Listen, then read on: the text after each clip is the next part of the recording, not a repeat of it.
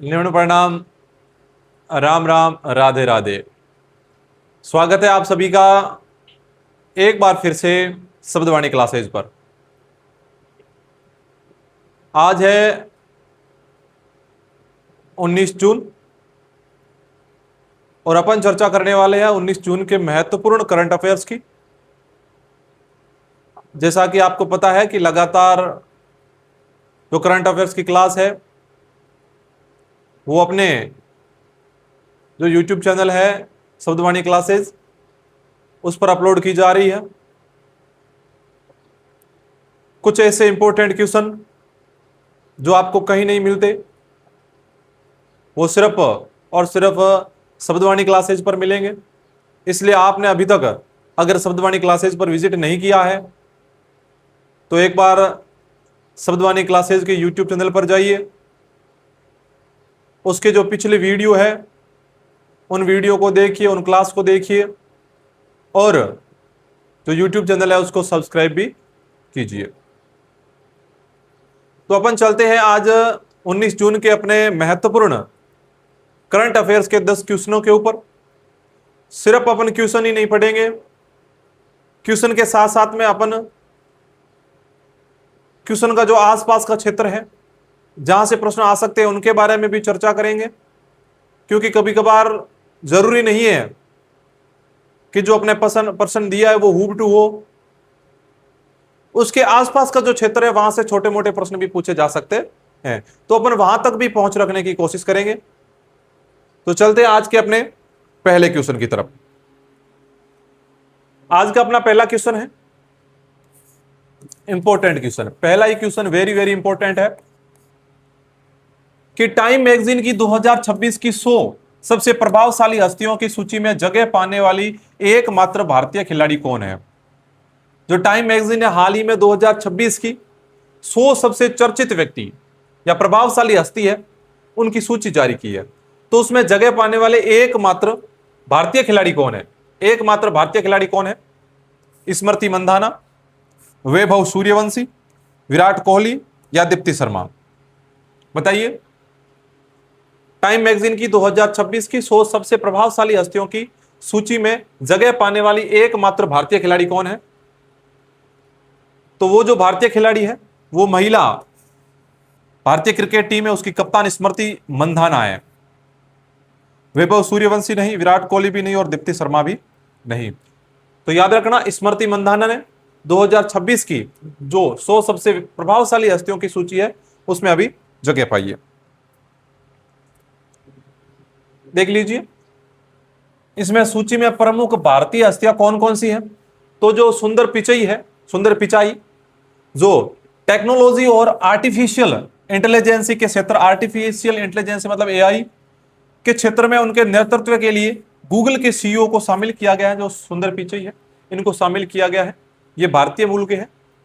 फिर रणबीर कपूर, अगर बात करें मनोरंजन और बॉलीवुड जगत में तो उसमें भारत के लोकप्रिय अभिनेता जो रणबीर कपूर है उनको सूची में शामिल किया गया है। और इसके अलावा विकास खन्ना जो अपने सामाजिक कार्यों और विश्व स्तर पर भारतीय व्यंजनों को पहचान दिलाने वाले प्रसिद्ध शेफ है, इनको शामिल किया गया है। तो याद रखना, सुंदर पिचाई, रणबीर कपूर और विकास खन्ना, इन तीनों को शामिल किया गया। और स्मृति मंदाना भारतीय महिला क्रिकेट टीम की कप्तान, इनको भी शामिल किया गया है। तो इनके अलावा इन चारों हस्तियों का नाम याद रखना, सुंदर पिचाई, रणबीर कपूर और विकास खन्ना। दूसरा क्वेश्चन, हाल ही में 16 जून को डीआरडीओ ने निम्न में से कौन सी स्वदेशी मिसाइल का सफल परीक्षण ओडिशा के समुद्री तट से किया है। जो भारत का डीआरडीओ विभाग है उसने 16 जून को एक स्वदेशी मिसाइल का सफल परीक्षण किया है। आपको बताना है कि वो कौन सी मिसाइल है, उस मिसाइल का नाम क्या है। Long range land attack cruise missile, या रुद्रम सेकंड, या naval antiship missile medium range, या फिर यूएलपीजीएम V3।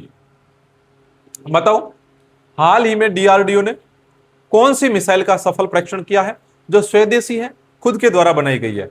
तो इसमें अपना जो long range land attack cruise missile है उसका परीक्षण किया गया है। भारतीयों ने मिसाइल बनाई है तो कोई छोटी मोटी तो होगी नहीं, क्योंकि जब भारतीय कोई बात भी बनाते हैं ना तो इतनी इतनी लंबी लंबी आंकते हैं। तो साहब मिसाइल बनाएंगे तो ऐसे थोड़ी है कि छोटा सा नाम रख देंगे। तो इस मिसाइल का नाम बड़ा लंबा है, long range land attack cruise missile, long LRLACM, LRLACM। इसके बारे में और जानकारी लेते हैं। तो देखो, ओडिशा के तट से दूर इसका सफल परीक्षण किया गया। यह पूरी तरह से स्वदेशी सबसोनिक क्रूज मिसाइल है जो बहुत अधिक दूरी से भी जमीन पर स्थित ठिकानों को अत्यंत सटीकता से भेदने में सक्षम है। बहुत अधिक दूरी से भी जमीन पर अगर कोई सैन्य ठिकाना है या किसी विदेशी देश का कोई ठिकाना है तो उसको अपन भेद सकते हैं। फिर अपना जो ऑप्शन था एक रुद्रम सेकंड, यह क्या है? तो यह स्वदेशी air to surface, air to surface मतलब हवा से जमीन पर मार करने वाली एंटी रेडिएशन मिसाइल है। इसे सुकोई 30 MKI फाइटर जेट से सफलतापूर्वक लॉन्च किया गया। तो यह रुद्रम सेकंड है, यह भी एक स्वदेशी मिसाइल है, लेकिन यह एयर टू सरफेस, हवा से सरफेस पर अगर कोई मारक है तो उस पर यह सफल मार करती है। और इसे जो अपना विमान है सुखोई 30 उसके द्वारा सफलतापूर्वक लॉन्च किया गया। फिर एक है naval anti ship missile medium range. तो भारतीय नौसेना के लिए विकसित यह सबसोनिक सी स्किनिंग क्रूज मिसाइल दुश्मनों के युद्ध पोतों को नष्ट करने के लिए डिजाइन की गई है। तो यह नौसेना के लिए है, यह नौसेना के लिए है। रुद्रम सेकंड यह वायुसेना के लिए है, रुद्रम सेकंड वायुसेना के लिए है। और यह long range land attack cruise missile है, यह अपने जो भारतीय थल सेना है उसके लिए। मतलब तीनों को एक एक स्वदेशी हथियार दे दिया गया है। Naval anti ship missile medium range है, यह नौसेना के लिए, रुद्रम सेकंड वायुसेना के लिए, और long range land attack cruise missile है, यह थल सेना को दी गई है कि आप हथियार लो और दुश्मन देश पर फतेह पाओ। एक है ULPGM V3, यह ड्रोन से लॉन्च होने वाली स्वदेशी सटीक निर्देशित मिसाइल है। इसका सफल परीक्षण आंध्र प्रदेश के कुरनूल में किया गया, जो दुश्मन के टैंकों और हेलीकॉप्टर को हवा में ही मार गिराने में अचूक है। एक है ULPGM V3, यह जो मिसाइल है यह ड्रोन से दागी जा सकती है। तो याद रखना इसके बारे में भी। यह अपन जो मिसाइल देख रहे हैं यह स्वदेशी लॉन्ग रेंज क्रूज मिसाइल का सफल परीक्षण यह दिखाई दे रही है आपको। ओडिशा के डॉक्टर कलाम द्वीप से DRDO ने इसका जो कामयाब फ्लाइट टेस्ट है वो किया। क्रूज मिसाइल के सभी कलपुर्जे और तकनीकी पूरी तरह से स्वदेशी है। मेड इन इंडिया ADE प्रयोगशाला और भारतीय उद्योगपतियों ने इसमें सहयोग किया इसको बनाने के लिए। तो जिन जिन्होंने भी सहयोग किया उनका बहुत बहुत धन्यवाद। तो ये अपने जो मिसाइल थी long range cruise missile. Next question, आज का अपना तीसरा क्वेश्चन, हाल ही में आयोजित all India inter university power lifting championship या कंपटीशन, हाल ही में एक पावर लिफ्टिंग कंपटीशन का आयोजित किया गया ऑल इंडिया इंटर यूनिवर्सिटी। उसमें राजस्थान के किस खिलाड़ी ने रजत पदक जीता? राजस्थान का इस खिलाड़ी था, उसने इसमें रजत पदक जीता। तो वो कौन सा खिलाड़ी था? रजत शर्मा, अशोक कुमार, महेश या विकास दवे? तो उसका नाम है महेश कुमार। कौन है? महेश कुमार। इन्होंने हाल ही में जो all India inter university power lifting competition है उसमें रजत पदक जीता है, याद रखना, महेश कुमार। इसका आयोजन कहां किया गया? तो इसका आयोजन Hindustan institute of technology and science Chennai में किया गया 3 से 8 जून 2026 के बीच में। यह है अपने महेश कुमार, इन्होंने रजत पदक जीता है पावर लिफ्टिंग कंपटीशन में। अगला क्वेश्चन, इंपॉर्टेंट क्वेश्चन है कि किसाऊ बहुउद्देशीय बांध परियोजना किस नदी पर निर्मित परियोजना है जिस पर हाल ही में केंद्र सरकार के सहयोग से राज्यों के बीच सहमति बनी है? एक नदी परियोजना है, बांध परियोजना, किसाऊ बहुउद्देशीय बांध परियोजना। आपको बताना है कि यह किस नदी पर है जिस पर हाल ही में केंद्र सरकार के सहयोग से राज्यों के बीच सहमति बनी है। इसके माध्यम से 6 राज्य सहमत हुए हैं। कौन कौन से? अगर इसमें देखूं तो अपना हिमाचल प्रदेश,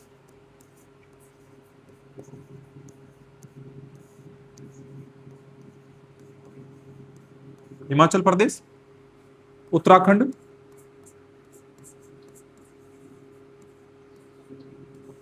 हिमाचल प्रदेश, उत्तराखंड,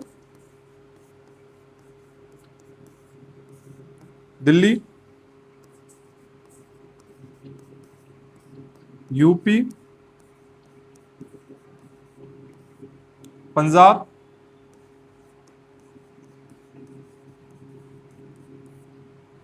हरियाणा और राजस्थान।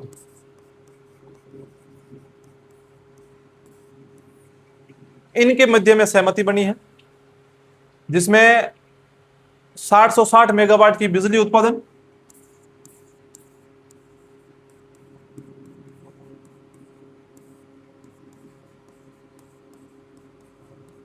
760 मेगावाट की बिजली उत्पादन और इसके साथ में ही सिंचाई से संबंधित पानी उपलब्ध करवाना इसका मुख्य उद्देश्य है। तो यह किस नदी पर है? गंगा नदी, यमुना नदी, टॉन्स नदी या भागीरथी नदी? तो आपको बता दूं कि यह परियोजना टॉन्स नदी पर है। किस नदी पर है? टॉन्स नदी पर है किसाऊ बहुउद्देशीय बांध परियोजना। और जानकारी देखें तो इसके बारे में देख लीजिए कि किसाऊ बहुउद्देशीय बांध परियोजना उत्तराखंड और हिमाचल प्रदेश की सीमा पर टॉन्स नदी, जो टॉन्स नदी है, यमुना की सहायक नदी, उस पर स्थित एक प्रमुख राष्ट्रीय जल विद्युत परियोजना है।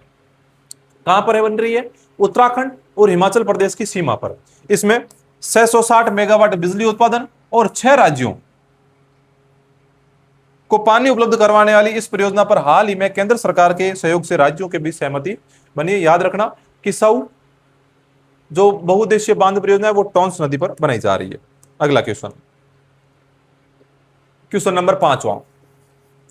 हाल ही में नई दिल्ली में आयोजित हो रहे भारत बिल्डकॉन 2026 की थीम क्या है? नई दिल्ली में आयोजित हो रहा है भारत बिल्डकॉन 2026। कहां पर? नई दिल्ली में। अपन को पूछा है कि इसकी थीम क्या है, इसका विषय क्या है? मजबूत देश सशक्त निर्माण, वन नेशन वन एक्सपो, या वन नेशन वन मटेरियल, या फिर माई बिल्डकॉन माई फ्यूचर? बताइए, जो भारत बिल्डकॉन 2026 उसकी थीम क्या है? तो उसकी थीम है, वो है वन नेशन वन एक्सपो। क्या है? वन नेशन वन एक्सपो इसकी थीम है। याद रखना, वन नेशन वन एक्सपो। और जानकारी देखें तो Bharat Buildcon 2026 one nation one expo जो भवन निर्माण सामग्री और निर्माण उद्योग के लिए एक प्रदर्शनी है। मतलब भवन का जब निर्माण करते हैं तो उसमें जो जो चीजें उपयोग में लेते हैं, या कोई अन्य निर्माण उद्योग है उसमें जिस जिस चीजों का प्रयोग लिया जाता है, तो उन सब चीजों की एक प्रदर्शनी है। उसका उद्घाटन आज नई दिल्ली स्थित यशोभूमि कन्वेंशन सेंटर में उद्घाटन वाणिज्य एवं उद्योग तथा इलेक्ट्रॉनिक्स और सूचना प्रौद्योगिकी राज्य मंत्री श्री जितेंद्र प्रसाद और केंद्रीय आवास और शहरी कार्य मंत्री श्री मनोहर लाल तथा सांसद श्री पुरुषोत्तम रूपाला ने निर्माण एवं भवन सामग्री उद्योग के प्रतिनिधियों की उपस्थिति में इसका उद्घाटन किया। कहां किया गया? नई दिल्ली में, जिसकी थीम है वन नेशन वन एक्सपो। अगला क्वेश्चन, आज का अपना छठा क्वेश्चन, इंपॉर्टेंट क्वेश्चन है कि बहुउद्देशीय संयुक्त सैन्य अभ्यास खान क्वेस्ट, क्या नाम है? एक सैन्य अभ्यास है खान क्वेस्ट, बहुउद्देशीय बहुपक्षीय संयुक्त सैन्य अभ्यास। मतलब इसमें कई सारे देश भाग लेंगे। उसका आयोजन किया जाएगा अब आगे, कब से कब तक? 20 जून, मतलब कल से लेकर 3 जुलाई 2026 तक। किस देश में किया जाएगा? अमेरिका, भारत, मंगोलिया या म्यांमार? बताइए। खान क्वेस्ट का आयोजन 20 जून से लेकर 3 जुलाई तक कहां पर किया जाएगा? तो इसका आयोजन किया जाएगा वो अपने मंगोलिया में किया जाएगा। कहां किया जाएगा? मंगोलिया में इसका आयोजन किया जाएगा। याद रखना, इंपॉर्टेंट है। खान क्वेस्ट का आयोजन कहां किया जाएगा? मंगोलिया में किया जाएगा। और देखो तो देखो, 20 जून से 3 जुलाई 2026 तक मंगोलिया के उलान बातर स्थित 5 हिल्स ट्रेनिंग एरिया में आयोजित किया जाएगा।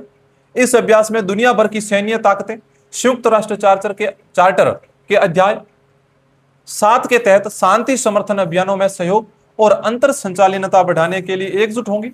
अभ्यास का पिछला संस्करण कब हुआ था? यह 14 से लेकर 28 जून 2025 तक मंगोलिया में ही आयोजित किया गया था। इस अभ्यास की शुरुआत कब हुई खान क्वेस्ट की? तो इसकी शुरुआत सबसे पहले 2003 में अमेरिका और मंगोलियाई रक्षा बलों के बीच में हुई थी। अमेरिका और मंगोलिया के बीच में हुई थी, लेकिन अब कई देश इसमें शामिल होते हैं। इसके बाद 2006 से यह अभ्यास एक बहुपक्षीय शांति अभ्यास परिवर्तित हो गया और वर्तमान में इसका 23वां संस्करण है। कौन सा संस्करण है? 23वां संस्करण है। सर्वप्रथम यह 2003 में अमेरिका और मंगोलिया के बीच में हुई थी, लेकिन 2006 से यह बहुपक्षीय बन गई, जिसमें बहुत सारे देश भाग लेते हैं, और वर्तमान में यह इसका 23वां संस्करण है। तो यह थी अपनी खान क्वेस्ट। अगला क्वेश्चन, 7वां क्वेश्चन, इंपॉर्टेंट क्वेश्चन है कि 23वें फीफा विश्व कप 2026 जो अभी वर्तमान में चल रहा है, उसका उद्घाटन कहां किया गया? 23वें फीफा विश्व कप 2026 का उद्घाटन कहां किया गया? अमेरिका, ब्राजील, मैक्सिको या कनाडा? बताइए, अमेरिका में, ब्राजील में, मैक्सिको में या कनाडा में, कहां पर 23वें फीफा विश्व कप 2026 का आयोजन किया गया? तो इसका जो उद्घाटन किया गया वो मैक्सिको में किया गया। कहां किया गया? मैक्सिको में इसका उद्घाटन किया गया। कहां किया गया? मैक्सिको में इसका उद्घाटन किया गया, याद रखना। देख लीजिए, 23वें पूछा जा सकता है वर्तमान में जो फीफा विश्व कप चल रहा है वो कितने नंबर का है? तो वो 23वें नंबर का है। 23वें फीफा विश्व कप 2026 का पहला और मुख्य उद्घाटन समारोह मैक्सिको सिटी के एस्टाडियो एज़टेका स्टेडियम में आयोजित किया गया। 23वें फीफा विश्व कप का यह टूर्नामेंट का सबसे बड़ा संस्करण है, जिसकी मेजबानी पहली बार 3 देशों के द्वारा, मैक्सिको, कनाडा और संयुक्त राज्य अमेरिका द्वारा संयुक्त रूप से की जा रही है। किन 3 देशों द्वारा? मैक्सिको के द्वारा, कनाडा के द्वारा और संयुक्त राज्य अमेरिका के द्वारा 23वें फीफा विश्व कप का वो मेजबानी है, वो की जा रही है। आज का अपना 8वां क्वेश्चन, वीजा इंडिया ने अपने इनफाइनेटली मोर अभियान के लिए किस बॉलीवुड सुपरस्टार को भारत में अपना नया ब्रांड एम्बेसडर नियुक्त किया? जो वीजा इंडिया है उसने जो इनफाइनाइटली मोर अभियान है उनका एक, उसके लिए भारत के एक बॉलीवुड सुपरस्टार है, उनको नया ब्रांड एम्बेसडर नियुक्त किया है। आपको बताना है कि वो कौन है? शाहरुख खान, आमिर खान, अमिताभ बच्चन या अक्षय कुमार? बताइए किनको नियुक्त किया गया है? 2000 जो वीजा इंडिया है उसने इनफाइनाइटली मोर अभियान के लिए जो अपना ब्रांड एम्बेसडर नियुक्त किया है वो किनको किया है? शाहरुख खान को, आमिर खान को, अमिताभ बच्चन को या अक्षय कुमार को? तो इसमें मैं आपको बता दूं कि जो अपने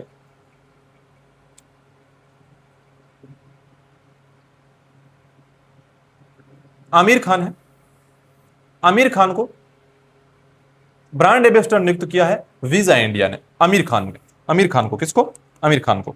नेक्स्ट क्वेश्चन, 9वां question, French Open 2026, French Open 2026 में महिला एकल खिताब विजेता कौन रही? फ्रेंच ओपन 2026 का आयोजन हुआ था पीछे, उसमें जो अपना महिला एकल खिताब है उस महिला एकल खिताब की विजेता कौन रही? आपको बताना है कि महिला एकल खिताब की विजेता कौन रही?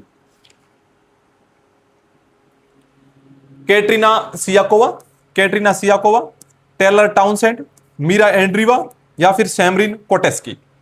कौन है जो फ्रेंच ओपन 2026 की महिला एकल खिताब की विजेता रही? तो मैंने घेरा पहले ही कर दिया, मीरा एंड्रीवा जो रूस की है। कहां की है? रूस की, रूस की है मीरा एंड्रीवा, ये विजेता रही है।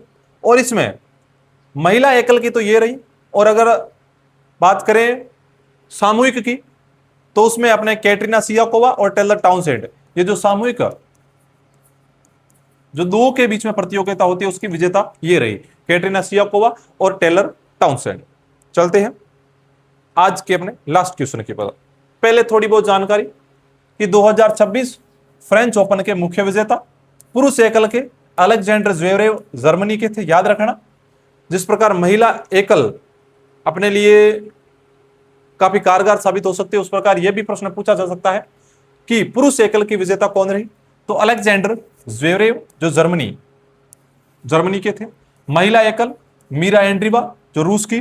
फिर पुरुष युगल मार्सल ग्रेनोलर्स और होरासियो जेबालोस, ये अर्जेंटीना के थे, ये स्पेन के थे। मार्सल ग्रेनोलर्स ये स्पेन के और होरासियो जेबालोस ये अर्जेंटीना के थे। महिला युगल कैटरीना सियाकोवा चेक गणराज्य और टेलर टाउनसेंड जो यूएसए की थी, ये विजेता रही। ये 2026 जो फ्रेंच ओपन के हैं परिणाम है, याद कर लेना। इनमें से प्रश्न पूछा जा सकता है कि पुरुष एकल का खिताब किसने जीता, महिला एकल का खिताब किसने जीता, या फिर पुरुष युगल का खिताब किसने जीता या फिर महिला युगल का खिताब किसने जीता? इंपॉर्टेंट है, याद कर लेना। आज का अपना लास्ट क्वेश्चन और वेरी वेरी इंपॉर्टेंट क्वेश्चन कि नागौरी अश्वगंधा जिसे हाल ही में भौगोलिक संकेत जीआई टैग मिला है, मुख्य रूप से किस राज्य में उगाई जाती है? अपन को पता है नाम से ही कि नागौरी अश्वगंधा नागौर में उगाई जाती है। नागौर कहां है? राजस्थान में। तो नागौरी अश्वगंधा जिसे हाल ही में भौगोलिक संकेत जीआई टैग मिला है, वो मुख्य रूप से किस राज्य में उगाई जाती है? तो वो मुख्य रूप से किस राज्य में उगाई जाती है? वो मुख्य रूप से अपने राजस्थान राज्य में उगाई जाती है। कहां पर उगाई जाती है? राजस्थान राज्य में। तो ये थे आज के अपने इंपॉर्टेंट करंट अफेयर्स के 10 क्वेश्चन। हो सकता है कि क्लास काफी जल्दी ही पूरी हो गई। उम्मीद करता हूं कि आपने क्लास पूरी भी देखी होगी। तो आपका बहुत बहुत धन्यवाद कि आप क्लास के लास्ट चरण तक पहुंचे, क्लास को पूरी पूरी देखा। तो अब आपका यह दायित्व बनता है कि आप जो अपनी क्लास है उसको ज्यादा से ज्यादा शेयर करो, यूट्यूब चैनल को सब्सक्राइब करो, ताकि जो दूसरे विद्यार्थी है उन तक भी अपनी जो क्लास है वो पहुंच सके।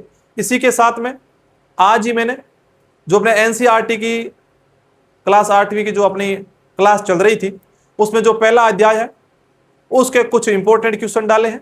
अगर आप चाहो तो अपने यूट्यूब चैनल पर विजिट करके वो क्लास भी देख सकते हो और अपनी प्रिपरेशन चेक कर सकते हो कि क्या आपको क्लास 8वीं लेवल का जो जीके है क्या वो आपको आता है कि नहीं आता है। अगर आपको आता है तो बढ़िया बात है, लेकिन अगर आपको थोड़ी बहुत परेशानी हो रही है तो आप अपनी क्लास जो शब्दवाणी क्लासेस पर आ रही है एनसीईआरटी की, वो देख सकते हो। तो बहुत बहुत धन्यवाद।